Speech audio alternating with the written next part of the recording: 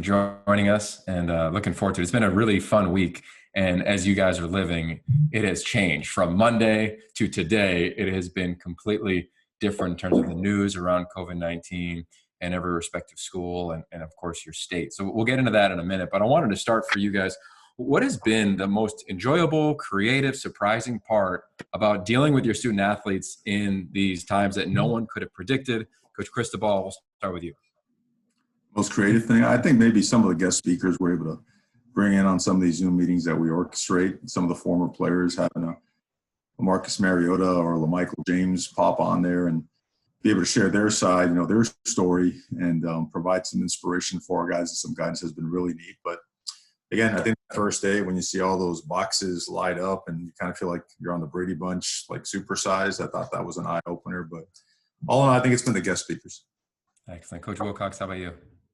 The thing that's been really neat to see is just how the guys enjoy each other. I think anytime you have a chance to get on there with them, whether it's a position meeting or a group meeting or a team council, they really like the engagement of seeing each other and how the smiles on their faces and the banter that they probably miss, and I know they miss, and we all do.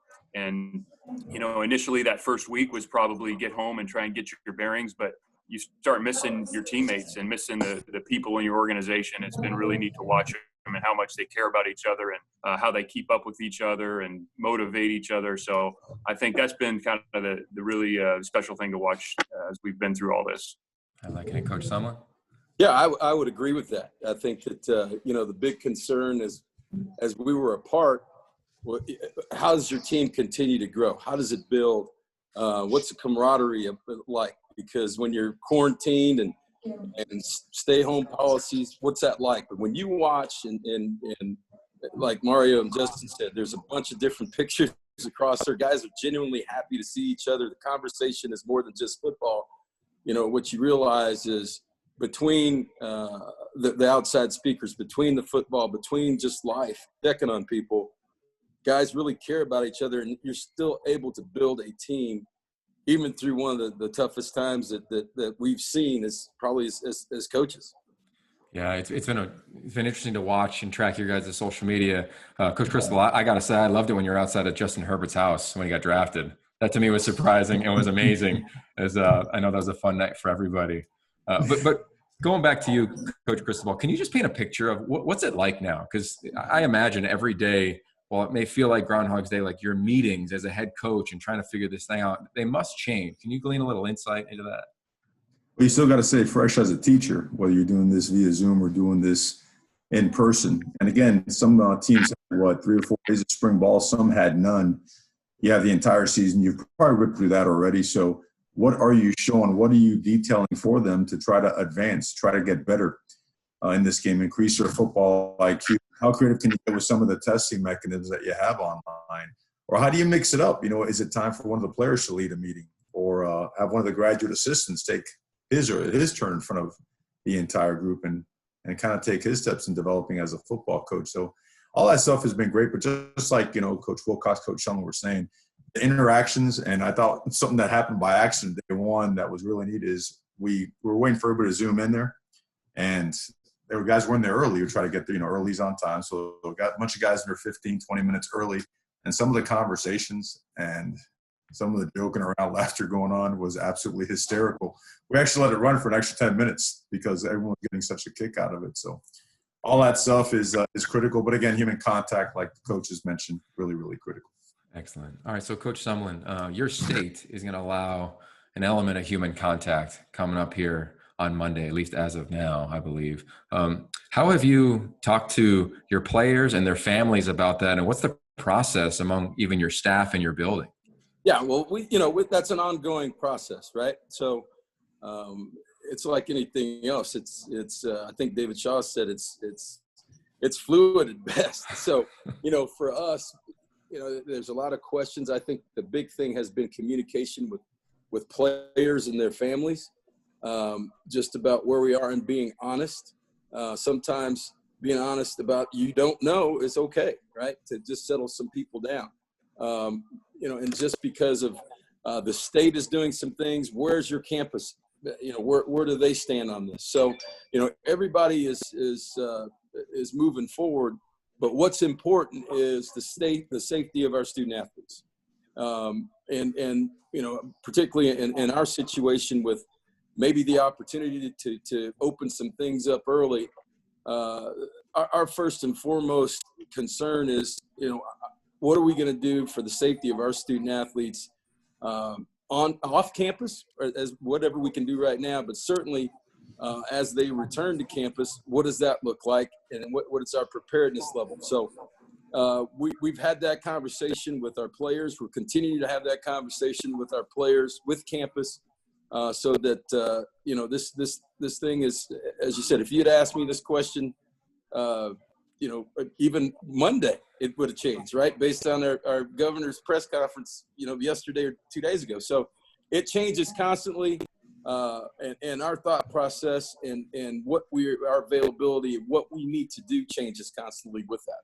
Yeah, I believe it. Coach Wilcox, there's been a lot of talk around California, right? With the Cal State universities, the statement that came out, a lot of people confusing that with the UC system, at least around the country. Obviously, they're not the same thing. But how have you talked to your team about it? And how are you planning around it in all the scenarios that may come to light? Yeah. They are two separate entities. And, California is a big state, and there's a lot of information coming from the capital, but also, more importantly, the local health officials. And so the neat thing to watch has been kind of our chancellor and our athletic director and the modeling that's going on. And, Coach Sumlin and Coach Cristobal and I have been on these meetings with the Pac-12 about different models of the season. But here locally on our campus, our chancellor and the committees they have on campus of modeling the different structures, that could come up. And, we are always in action in gaining information, and there's going to be a time that we're going to be able to come back and get together and fully intent on playing this season. Now, how we get to that point, there's a daily, it changes, when do we come back? When do we start working out together? But every intention is to do that. And, again, I've just been real impressed with locally our chancellor and our athletic director and how they're working through these different models, because the information changes daily. Yeah, it's been impressive to watch all the leaders in every respective footprint. Coach Cristobal, and everybody here as a new coordinator, you're coming off an incredible season. How have you been able to maintain the momentum and rebuild that too deep, let alone the roster? You lost a lot of players to the next level among having Joe Moorhead and some changes on your staff. Well, we're really fired up about our changes. I mean, we're looking at a couple of guys that are complete professionals, tremendous amount of energy and passion. These guys, we feel, are going to upgrade our program in a lot of different facets. But I think what they brought to the table, along with the fact that we feel like we've established a really good culture, okay, and not just a word to throw around out there, not just a tagline.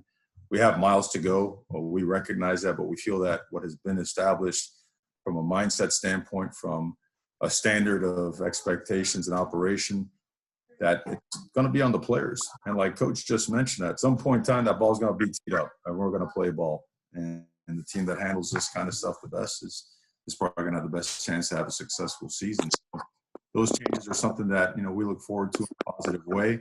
Whatever is thrown our way, you deal with it and absolutely make zero excuses as to not having enough time or not being able to meet enough together. There will be time. In the meantime, is continue to zoom away, continue to stay in touch, and most importantly, build stronger relationships with those players. These new coaches did not spend much time around them. They have to, on a daily basis, build those relationships so that trust is really formed and that they can move forward and really trust each other. Yeah, you just following up on that, Coach Sumlin, bring in Paul Rhodes. You guys all got in about 1 week of practice and spring practice. How have you been able to do that with a whole new side of the ball? Well, it's just like Mario said, as a new coach, or particularly guys on defense coming in, the good news is that they did get to see 3 or 4 practices, right? So there's a little bit of evidence on film, some meeting time, some workouts, so they have a little bit of an idea athletically up close. The developmental part that obviously did not happen, but what happens now? And I think Mario hit it right on the head. You know, it's about communication. It's about trust. It's about, and you know, during this time, our Zoom situations have been not just about football, but about life and getting to know guys, getting to know their families. So sometimes, you know, your mom will peek their head in behind the Zoom, you know, say hi. And everything we do is not about X's and O's, particularly during the last, you know, month and a half, 2 months, because, you know, lives have been changed, lives have been turned upside down. Everybody's got a different situation. And our coaches have been and needed to be invested in our players' lives outside of football. And the quickest way for, I think, for new coaches, you know, to really flourish and do the things that they need to do to be successful is to gain trust. And, you know, you'd say that's hard to do when you're not in front of them. I mean, right there face to face, but believe me, we've had enough meeting times through Zoom that the guys know from everything from, you know, cookouts and virtual cookouts, you know, virtual everything. So, yeah, it's been a different way to do things, but I think our guys, particularly defensively, the new guys, and our staff in general have done a nice job of really communicating with our players and gaining that trust in this time where everybody's not together. Coach Wilcox, you know, you guys lost some guys up front to injury last year, but you bring back a quarterback. He's been in the program for a long time, and you bring in a new system on offense. What's that been like? You know, whether you deinstall everything, do you kind of hold back a little bit? How are you there? Yeah, well, similar to the other coaches, you know, we got a weekend, which for us was 4 practices, and you know, it might seem like a small number, but to be able to get 4 practices in and those corresponding meetings during those days and then the off days, it was really, really productive. And thanks to technology and Zoom and Exos and Kahoot and all these different platforms, we're able to, you know, engage with the guys on football. And we spent a ton of time doing that. I don't know how we would have ever done anything like that back in my day. They would have faxed it to you, or who knows? I don't know if it would have worked, but you know, the ability to engage with them during those meetings has been critical, and we got quite a bit in offensively, put a ton of it in, and it's a credit to our new coaches and how they handle that, and also our players digesting it. But it's been really productive, and as you know, the other coaches mentioned, I think this time with this, again, Zoom and FaceTime and all this, I mean, they're getting to know the guys. Even though they're not next to them, they're still able to get to know them because there's a lot of dialogue going on, whether it's football or nothing to do with football, which is really important in this whole process. I'm going to go one more with you guys, and we'll open it up to the media. But Coach Cristobal, obviously you know recruiting as well as anybody. What are the discussions like around recruiting, the recruiting calendar, all the things that seem to be, you know, flipped upside down to a certain degree right now? And how are you and your staff approaching and managing that? Well, it's, you know, we spend a lot of time now on our conference calls talking as coaches, and there's some great ideas and a lot of tentative planning that goes on, a lot of hypotheticals. And like, you know, Coach Wilcox mentioned, sometimes it moves from plan A to plan B within hours, within days. So you're prepared to move on, you go. Not having people on campus and actually seeing your place is difficult for every coach, because at the end of the day, facilities are great and, you know, videos are fine, but to be able to sit with people face to face and get to know those people and take a deep dive into one another and build relationships, there's nothing like that. So yeah, it's a challenge, but it's a challenge for everybody. These challenges are not unique to us or any other school. We all face them. And in the meantime, you know what? It puts in a perspective how important it is to take advantage of every single opportunity on a campus, on a Zoom call, getting to know a family member, a coach, taking a deeper dive into not only highlight film, but game film to see how a guy really responds in all kinds of situations and during a game and practice. So it's a test. It's a test that we're all going under, and, you know, we accept the challenge. Yeah, you hope that high school seniors don't lose their senior year. These guys that haven't, you know, maybe been offered yet or on the fringe. Coach Sumlin, your strength coach, I've been tracking him and the stuff he's done online with your players. What are the conversations around that? As, you know, some states may open and kids can work out, some may not. Can you take us inside the meetings at all around the strength and conditioning part? Yeah, you know, Coach Johnson, he's done a great job. If anybody follows him on social media, you know, the suggestions are not just for for our team or for people that were just in quarantine. And a lot of the workouts had no real equipment in them, bags, water bottles, things that they can do, and things that anybody could have done through this process. So, but between our meetings, the creativity of our staff, the creativity of everything that from recruiting, but actually to strength and conditioning, that's a everyday conversation. And what does that look like if and when return to play happens, when that date happens, how we're going to progress our players back into the type of physical conditioning that they need to be in to practice and perform for a season. So, those conversations happen every day. And the other piece is, what does that plan look like? And as the other coaches have alluded to, we've basically since the end of March have met as coaches with our league and have developed different plans of attack from a return to play standpoint, whatever those week periods look like, what those practices, what those workouts will look like, because it's our job to prepare our guys to prepare to play football, and then be reactionary. Just like Justin said, that plan might change and go from A to B in a couple of minutes or a day, but our jobs are to prepare our team to be ready to play in the fall. And our strength coaches are a huge part of that, because for the time that our players have been away, for player safety, for their well-being, for them to be in the type of shape to play at this level, we're going to have to be cognizant of where they're coming from, what they're doing when they get back on campus, and at the rate and the speed that they do that. Excellent. And Coach Wilcox, there's so much influx, as we've talked about, right? Fluid is the word of the week, let alone the word of the last 50 plus days. And I think will continue to be so. But if there isn't an equal start to the season, whether it's this conference or others, what changes you want to see to make sure that the end of the season gives everybody the same opportunity to compete for a playoff spot? Yeah, to say it's going to be the same throughout every state and every conference is probably going to be difficult. Just there's so many dynamics involved. At the end of the day, each and every conference is going to make their decisions with some direction from the NCAA. And as long as, our conference realizes the importance, and we do, of being aligned with the CFP and all the entities involved, that's critical, So everybody wants to play. Everybody's intent on playing as many games as we can, a full schedule if we're able. And if things change along the way, as Kevin said, then, we'll be ready to adjust. But we need to be working in concert with the other conferences and the CFP throughout the country to give us as normal experience as we possibly can. Excellent. Dave, I'll turn it over to you guys. Coaches, thank you for the time. Thank you. All right. Thanks, Yogi. Okay, at this time, we'll take questions from the media. And again, media, at the bottom of your screen, you'll see a raised hand symbol. If you have a question, press on the raised hand symbol, and we'll get you in the queue. First question coming from Leo Haggerty. Go ahead, Leo. Need to unmute your line.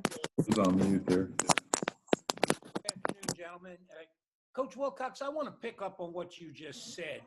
If you guys have a say in this, would you rather play, and again, this is assuming you can't start until the first week of October, would you rather play an 8-game schedule and finish at the normal time, the end of November, beginning of December? Or would you rather play the 12 games, go into second semester, and play into January? So the hypothetical is, would we rather play 8? I just want to make sure I'm understanding your question here. Yeah, would you rather play 8? You're starting in October, first week in October. Would you rather just play 8 games and finish at the normal time? Or would you rather play the full season, go into second semester, and finish sometime in January? I guess I would say that's a difficult question to answer right now without more information. How does that affect the other conferences, the CFP? Are we working in unison, or is that putting us out on our own, so to speak? So I guess I wouldn't be able to answer that without more information, because we've talked about these different scenarios. We've been in these meetings where we've modeled, I don't know if we could count them, hours and hours and hours of modeling different seasons and what those would look like based on when the start time would be. But again, to answer that, I think we'd have to have some more information. Coach Cristobal? Same question? Yes, sir. And then Coach Sumlin. Yes. Well, again, along the lines of what Coach Wilcox just said, if everyone was held to the same standard and had the same regimen structure, I would always be in favor of playing 12 football games. Coach Sumlin? Yeah, I mean, I think we all want to play as much as we can play, right? But just like everything else, we just brought up the example of different states opening at different times. There are a lot of different things that can happen between now and the fall, and so it's really kind of hard right now to say, hey, what would you prefer, based on where things are at this point. So yeah, and the alignment with all the other conferences, right? For the CFP, what is everybody doing? Is everybody on the same page? What does the non-conference schedule look like for everyone? What is that? So that is a very difficult question to answer right now based on the information that we have. We've got a number of models, but I don't think there's a guy, that player or coach right now that not only wants to play football, but wants to play as much football as they possibly can in a safe manner. All right, next question. We'll go to James Crepia. James, go ahead. Thanks. A question for Mario. Mario asked this to Jonathan Smith yesterday. Last week, when Governor Brown was asked specifically about fans attending high school and college football games, she laughed about it and had the state health official answer. How did you feel upon hearing her reaction about football? Because I heard from some at the University of Oregon who were quite upset. And what's your message to Oregon fans and the community here in Eugene? As a lot of people and businesses not only look forward to football because they're fans, but they rely on football and lose a lot in terms of livelihoods if games are canceled or fan attendance is restricted or prohibited in any way. Well, in terms of my reaction, I don't get to watch as much as maybe you might think. So I don't think matters involving a pandemic and the way that businesses and people are affected, lives are affected, right? From the student athletes to local businesses to, you name it, the mental health of so many people that just live and die by the sports world and everything that comes with it. I don't think anyone's taking this lightly. I don't think anyone thinks of it as a laughing matter. We're all very, very hopeful and encouraged and enthused that the measures being taken and professionals involved in helping us establish protocols to get back to normalcy is something that we're all really, encouraged about. And we can control what we can control, and that's what we're going to do. And that, again, that provides us and encourages us to continue having a positive attitude and moving forward. So when the time comes that we will be ready. But that's my best way to answer that. I think that we are encouraged. We are feeling that at some point in time things are going to go well, and we're very mindful and very sympathetic and considerate of all the people affected by it, because it's not just a football game, right? It's the student athletes, surrounding businesses, the community, right? A lot of stuff involved. So we're all very very mindful of that. I had a question for Kevin as well on a different matter. Kevin, as a sports fan, I understand we all want football back, and your coaches, you want football back. But as a sports fan, ordinarily in 10 days, you'd be back home. You'd be at the Indy 500. That's very important to you.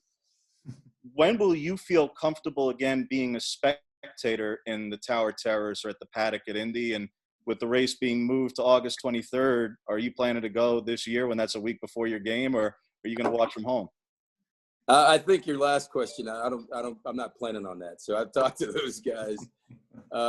This is a different question. I didn't expect that for everything that was there, but yeah, being a fan, it's difficult. You don't get to be a fan a lot in this business. But this is a unique situation. And because of that, hey, we get it. And I think, as I said before, as our other coaches have talked about, this is a different time. And these are unique situations. You see what professional golf is doing. You see what NASCAR is doing. You see what different professional teams are doing. So, it's hard. It's hard to really say, hey, look, as a fan, do you want to watch it? I think you saw the interest last week with UFC. That's probably one of the highest rated UFC cards in the history of UFC, right? Because people wanted to see that, and that was on television. So there's different ways to be a fan. Obviously, for me, that is that'll be a television event, whether it's live or tape. But we plan on practicing during that time if things are right. All right, next question will come from Dennis Dodd. Okay. Can you guys hear me? Good to go, Dennis. For everybody, is this a chance, just what we're going through and what the Pac-12 is going through for the league, to just kind of remake its brand, come out firing all guns? I mean, all we're talking about is the Cal State system the last couple of days. I mean, we actually get to football, it might be pretty good. Start with Justin. Yeah, are you talking to Dennis? I just want to make sure you said, is it a chance for us to rebrand? Is that what you said? Yeah, just everything. There's been so much, negative headlines the last few years. Wipe the slate clean, just come out, guns blazing. Yeah. Well, I know for us, I guess, and me personally, I know what kind of players and coaches and programs we have in our conference. It's extremely competitive on all fronts, in terms of the talent, in terms of the coaching, in terms of the institutions. And we love, going out and competing against these guys. I don't spend a ton of time worrying about narratives and things like that. I understand the question, but, right. I think all of us can't wait to get started and get playing. And we would love to play, and we're going to do everything in our power to safely play as many games as possible. And again, I don't want to speak for anybody else, but I know our conference is modeling and projecting to do just that. And so how that impacts us moving forward and the narrative out there, I don't know, but I know we and the other schools in our conference are excited to go out and chance to compete. Thanks. Go to Mario. No, I agree 100% with Justin. Our branding is the way we play the game. And I'm honored to be a member of a conference that has such prestigious coaches and coaching staffs. It's being reflected in the kind of recruiting, the caliber of an athlete that's being recruited and signed by our staffs. And if you look at the stretch run down to the postseason, so many of our teams had tremendous success and really, showed that the progress that's being made is something that's going to continue in an upward trajectory. So we're extremely fired up to get back on the field and represent this conference the way it should be. Kevin? Yeah, I think if you look at, a lot of people don't know the investment from our conference behind the scenes and the meetings that we've had with our commissioner, with our league office, and with our coaches, really working on different scenarios to not only play football in a safe manner, but what does that look like from a competitive level, and and what's best for our conference. So,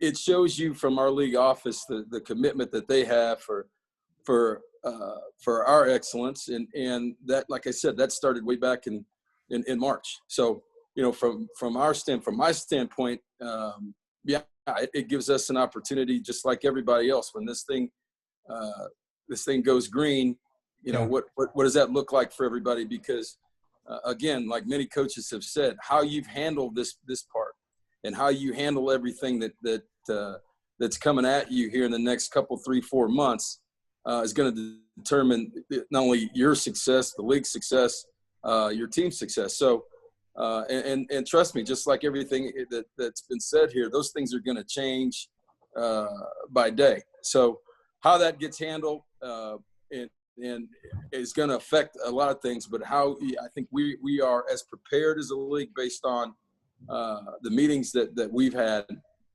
and the scenarios that we've talked about. as anybody in the country.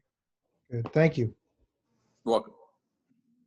All right, next question. We'll go to Michael Lev. Michael, your line is open. Hey guys, I have two questions. One is specifically for Coach Sumlin, and then the second one is for the group, and I'll ask them separately, if that's okay. Kevin, Dave Hickey, your athletic director, announced a re-entry task force today. I just wanted to know what you make of the steps that the athletic department and the university are taking to proactively attack this whole situation. Well, as I said earlier, based on the governor's comments of a day ago, we have to take that stance. And I think Dave has, and along with President Robbins, the conversations that they're having about our campus become important based on,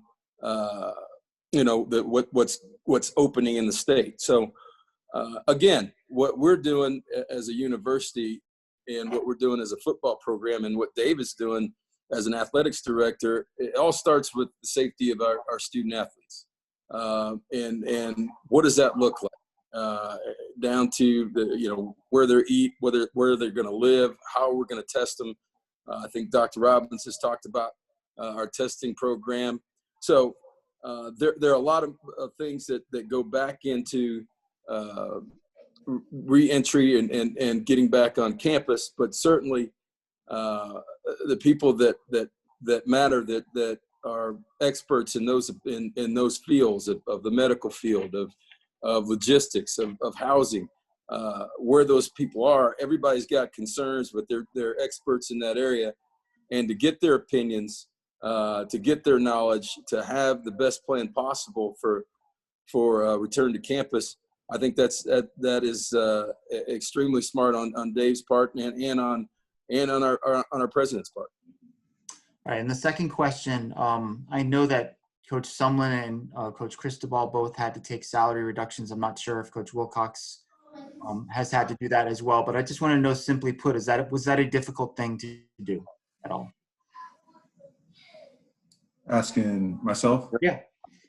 Yeah, no, I think it's, during this time, it's a difficult and unprecedented time, right, in our world. And it's something that now more than ever, people have to show unity as we tackle this together. So no, it wasn't difficult. And how about you, Kevin? No, I think it's like Mario said, this is a unique time. And when all you have to do is turn on the news at night, read the paper, just get on the internet, and there's, you see the struggles of people across the country. And, from that standpoint, and from a standpoint of, hey, what can you do to help the situation at your university? No, it doesn't become difficult at all. Yeah. Does he want me to answer that? Is he there? Yeah, go ahead, Justin. Finish that up. Yeah. So I just, speaking on Cal specifically, there's been a lot of discussions in different ways that some of us as coaches and even administrators, that we can be part of the solution in, supporting our athletic department. And I'm 100% behind that. And there's just been a lot of different ways that we've discussed on how to do that. So that's where we're at. Okay, next question will come from Jeff Ferrado. Jeff, your line is open.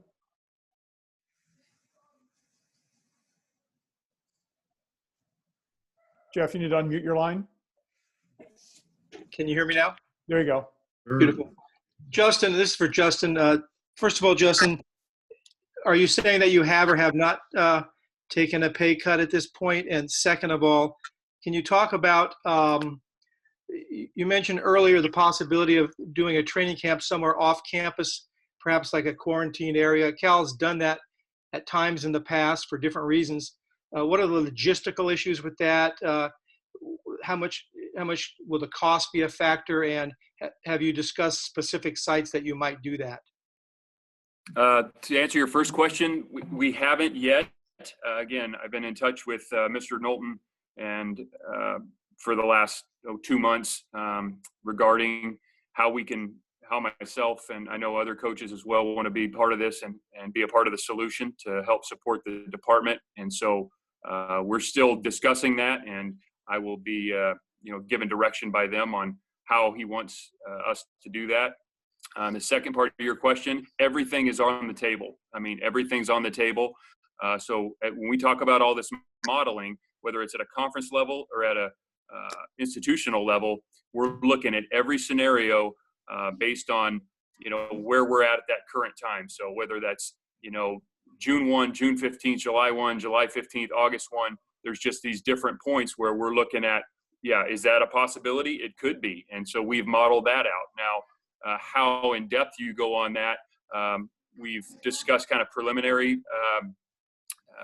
logistics, and there are logistics involved, but those are the discussions that we're having on a daily basis. So there's no places you've identified yet as potential sites, or? We've discussed some different ones. Again, just, but I'm probably going to leave it there.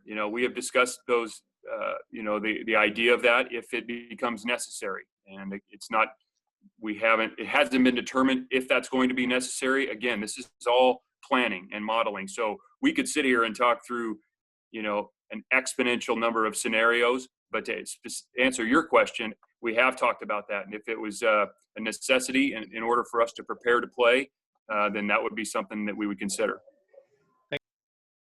Okay, and final question for this afternoon will come from Tony Siracusa. Tony, your line is open. Hey, coaches, good afternoon. Greg Sankey, Mark Emmert, a lot of these guys in different parts of the country have talked in the last 24 hours about how there are dozens of scenarios that are being discussed, both in a regional basis and a national basis. But one of the things that has been thrown out in the media in the last week is pushing college football to post-January 1 to start. And all of your meetings at the coaches level, at the conference level, has that ever come up? And would you guys be in favor or opposed to it in order to buy more time to have a full season?